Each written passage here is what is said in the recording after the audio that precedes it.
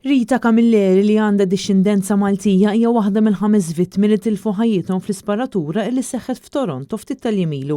Jidher il-familja ta' Rita emigrat minn Malta lejn l-Awstralja fejn fil-fatt twildet għalkemm imbagħad kienu marru jgħixu il-Kanada.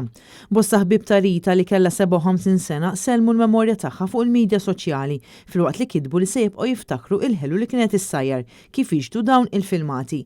Ħelu li kien tipiku Malti fosthom il-qaq tal-għasel u l-imqaret. Raba ta' Rita deskrivew bħala imprenditriċi brava b'karattru ferriħi u bimħabba għal-ħajja jekk netħobb is-sifer u kellha delizzju tat-tisir. Il-każ li seħħ fil-Kanada ħalla total ta' 6 persuni mejta. Dan seħħ il-ħadd li għadda f'appartament fiż-żona ta' Vaughan madwar 30 kilometru lejn it-tramuntana ta' Toronto.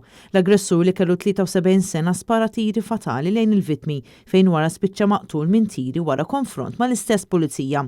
Uffiċjali li wassu fil-post tal-isparatura sabu qudiemhom xena mill-aktar xokkanti b'numru ta' mejtin minn xurin mal-art f'diversi appartamenti ta' din il-blokka partikolari.